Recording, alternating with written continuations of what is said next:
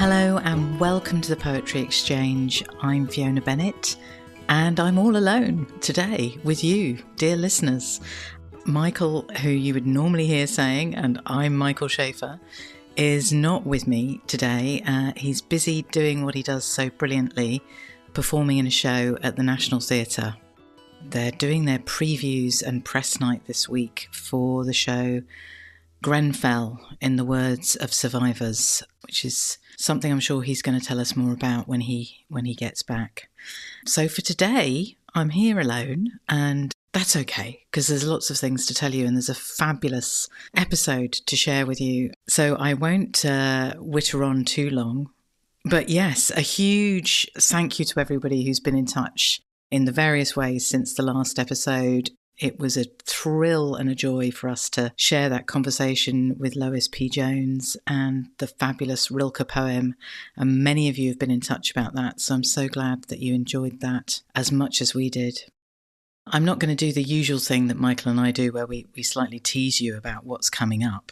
I'm going to just take us straight in because it was an enormous pleasure and delight to speak to our guest who's coming up in this episode, the glorious Salena Godden, poet, essayist, activist, novelist, writer extraordinaire, and mover and shaker of the poetry world and many other worlds, I think, too. We've been sort of wanting to get the right time to speak with Salena because she is one of the poets who's had poems nominated by other people, in fact, twice. We had the delight of featuring her poem, Pessimism is for Lightweights, which was brought to us by Hannah Jane Walker when we were at Latitude.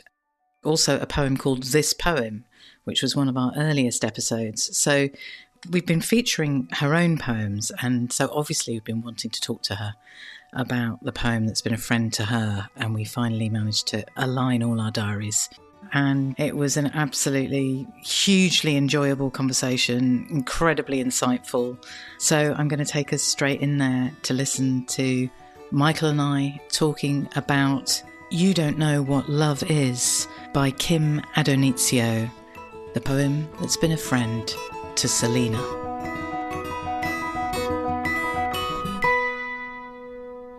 So I suppose we should, instead of just idle chitter-chatter, talk to you about the poem that's been a friend to you. Well, before we do that, can I just shout out some of the poems that are also friends to me that we're not going to discuss? Please do, yeah, that'd be great. So here are some of the poems that are on my list. My list is great.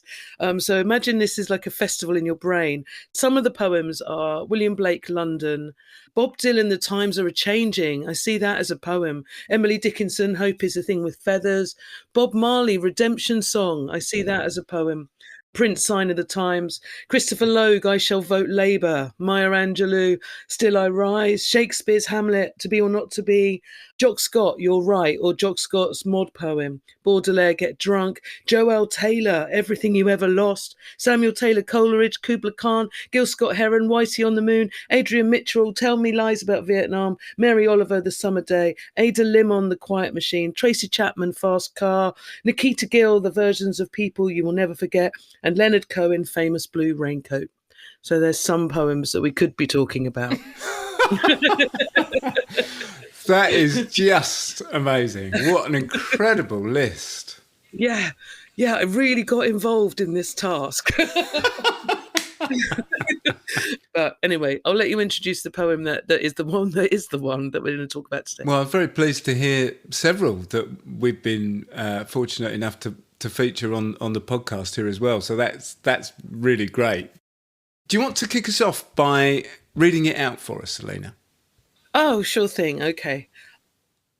You don't know what love is, but you know how to raise it in me, like a dead girl winched up from a river.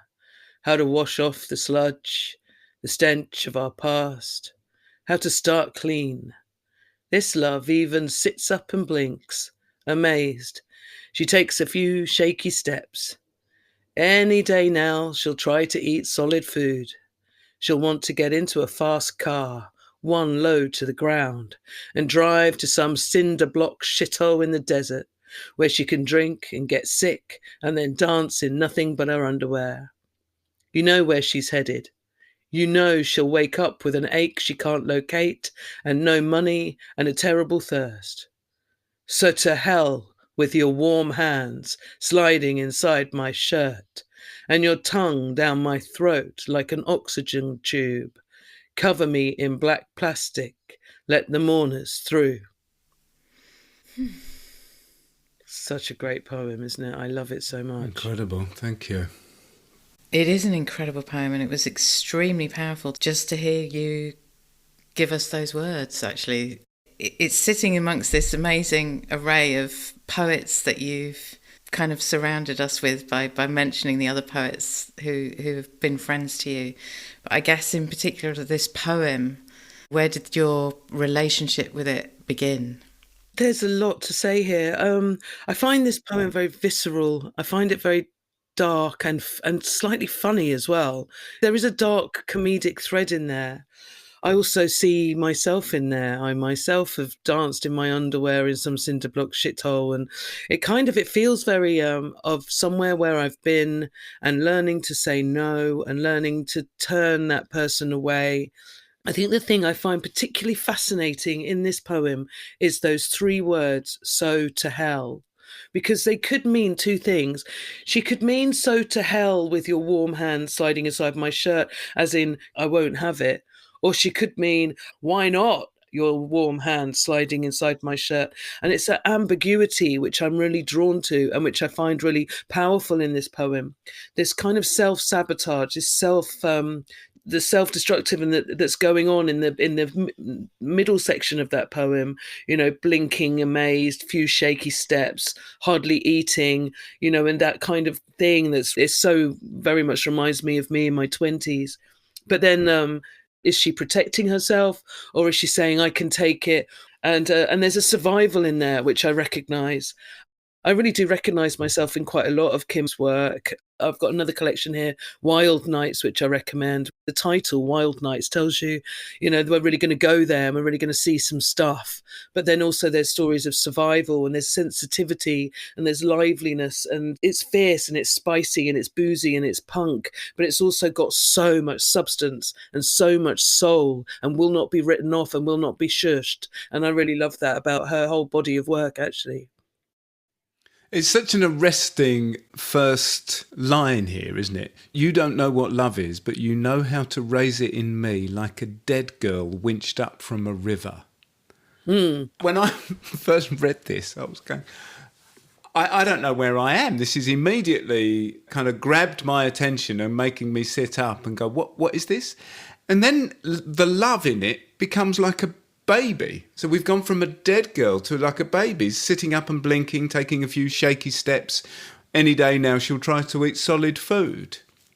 Yeah, but is there a thing there of maybe not a baby, maybe a zombie, like the idea of that she's been winched up from the river and now she's brought back to life by this, winched up from the river, washes the sludge off and the stench of the past. So she's reborn maybe. The love sits up. She doesn't sit up. The love sits up, blinks and amazed. And she takes a few shaky steps. And I love that, this kind of idea of, the man will come or the lover will come and save you, change you, wake something up in you, reawaken something in you, bring something back to life that was perhaps dead, Oh, that's great. There's so many layers, isn't there, in this poem? I love it.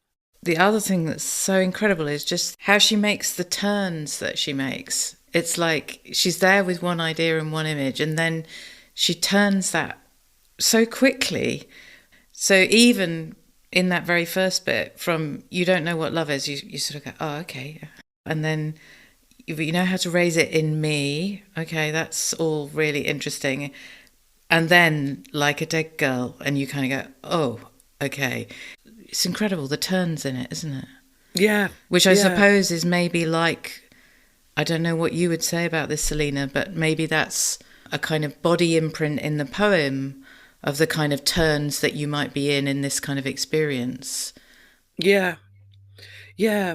She's not passing blame, but she is saying, who is she talking to when she says, you know where she's headed, she'll wake up with an ache she can't locate and no money and a terrible thirst? Is it as in she knows, I know, or is it you, the person, that you don't know what love is? You see, that's really ambiguous and gorgeous as well. It reminds me immediately that certain time of night in a bar when the tequilas start coming out and you know where this is headed and you know you should get that Uber, and then you know it's kind of got that feel to it, which I find quite fun, quite dangerous, like being too close to a fire. Yeah, and actually you've just made me realise that's so clever, isn't it? Because that's the counterpoint of the you don't know what love is, but you know, then she's kind of using that phrase in such a different way and such a different context. Yeah, it's such a clever poem. I'm just noticing that how to wash off the sludge, the stench of our past. So this is an old lover. Yeah. There's a real history here, isn't there? Yeah, actually, I hadn't even noticed that. It's our past, isn't it? It's not my past or his past or their past. Yeah, that's interesting, isn't it? And then that next line, how to start clean. So that does follow on. That kind of when we're having a fresh page, a fresh start, we're back together, it's going to be fine, but clearly it's not. Yeah. This feels like when you shag your ex. Yeah. Yeah. Yeah. We're all knowingly going, Well, I guess it's also in that you know how to raise it in me. Yeah.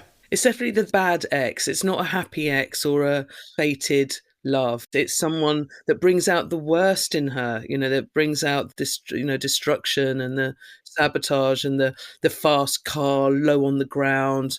So we're even getting to the destination in a dangerous way. We're going somewhere dangerously. We all love a bit of danger, don't we? Come on. Yeah. Well, we think we do until we're dancing in our underwear and can't get our way home, and no money and a terrible thirst, Yeah. For me, I was like, she'll want to get into a fast car, one low to the ground and drive. I'm just saying, yes, immediately. It just took me, going from that kind of very scary image of something skeletal starting to begin to eat solid food into the kind of an energy of release and drive and freedom. That's what I mean about this kind of switching from one mode to another. She just does that within the same line. I think it might have been Auden that said that in any line of poetry there must be more than one thing happening. And I think if I was ever going to have to try and offer somebody a poem that demonstrates that, I think this is going to be my new one. Yeah. I think what I love about it ultimately is there's no shame in it. There's no guilt or shame in it. There's just a series of things that one knows will happen, or something we've seen before. It's like, oh, here we go back around this block again, or back with this ex again, or back in this story again.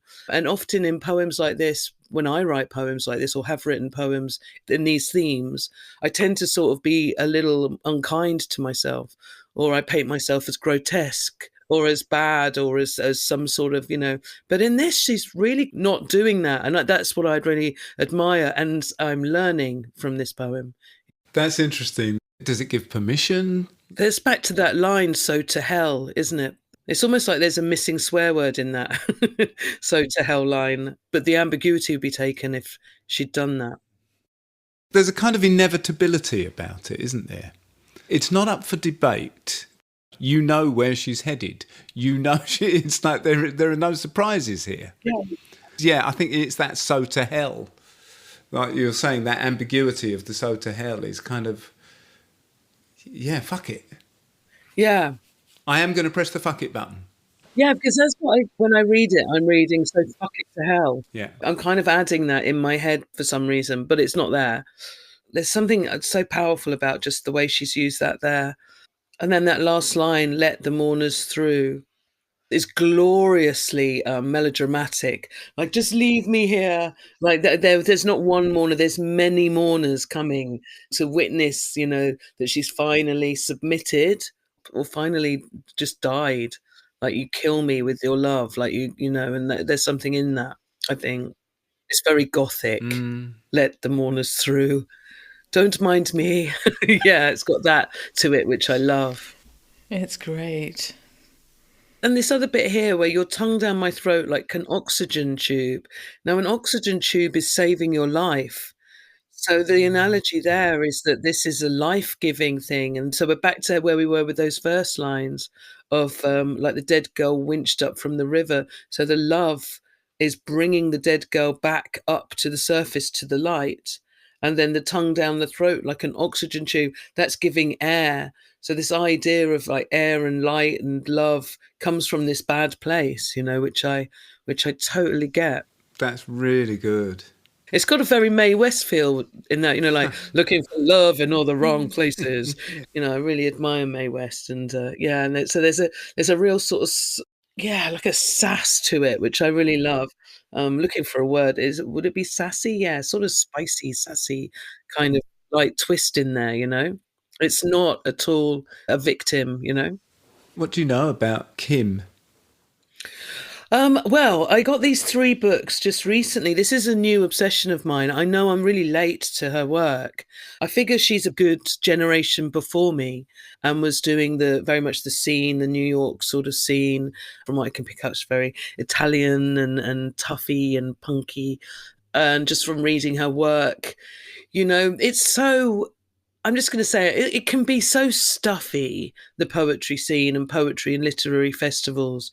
And so I just was enthralled and thrilled to read her memoir, her Confessions of a Writing Life, and to read these poems and to find someone, that was having a fun time with it all, as I have always tried to do.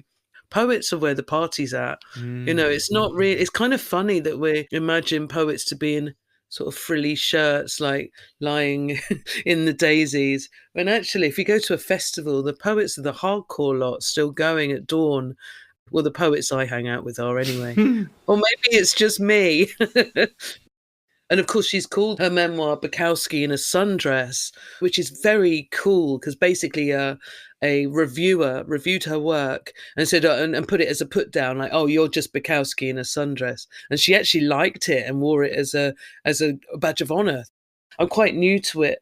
It's very boozy and badass and really reminds me of what it was like to be a woman in the 90s doing poetry and that kind of poetry rock and roll thing that I really signed up for and believed in up to a certain point. But I'm still unraveling, and she's got loads of books and loads of amazing YouTube videos and things, so I highly recommend her. What a fantastic introduction. And I love this, what you're saying there about the Bukowski.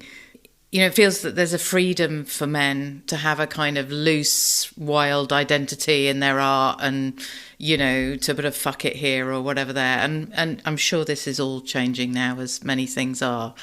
But I still feel that to find that freedom to voice, into that wild full self is difficult. So the poets like Kim and yourself who give us that voice are really important to me.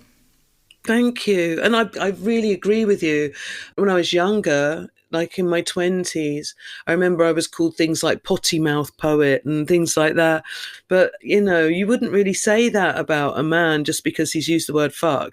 I used to call myself Salena Saliva. That used to be like my punky sort of name. And it was punk and it was rock and roll and hedonistic and all of that. But there was a hell of a lot of hard work going on behind all the chaos. There had to have been, because otherwise how would I have survived? You're saying about hard work, and I think, yes. And I'm really interested in, how the poem is a friend to you as a writer. What is she doing here that is something you want on your shoulder when you're at your desk? Okay, so first of all, it's this feeling of a big sister, and it's kind of someone that went before me. And then it's this feeling of recognition and somewhere where I've been and somewhere where I still go. It's that unapologetic thing that I was talking about earlier, that there's no shame or guilt in it. There seems to be a real fierce thing in there running through all of Kim's work, actually, that I really admire. And it's just not prissy. I don't really like prissy poetry. I like poetry to have a bit of spit and fire. I like poetry to have a bit of fury and a bit of pepper on its tail. And Kim really does that for me. And I like that in poetry. Well, we do have this other question, which in many ways I have a sense of the answer to this very strongly from this amazing conversation, but to ask it anyway, what kind of friend is this poem? Oh, this poem's the kind of friend that would keep me up all night and make me drink all the tequilas and sing until sunrise and tap dance on the table in my underwear. And I would be happy with that. Yeah, great. Maybe not the underwear part. Tap dancing on the table singing I can do.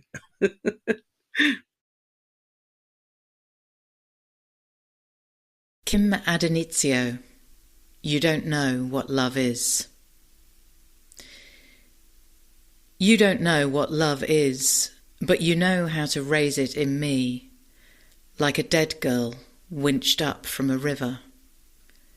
How to wash off the sludge, the stench of our past. How to start clean. This love even sits up and blinks. Amazed, she takes a few shaky steps. Any day now, she'll try to eat solid food. She'll want to get into a fast car, one low to the ground, and drive to some cinderblock shithole in the desert where she can drink and get sick and then dance in nothing but her underwear. You know where she's headed. You know she'll wake up with an ache she can't locate and no money and a terrible thirst. So to hell with your warm hands sliding inside my shirt and your tongue down my throat like an oxygen tube. Cover me in black plastic. Let the mourners through.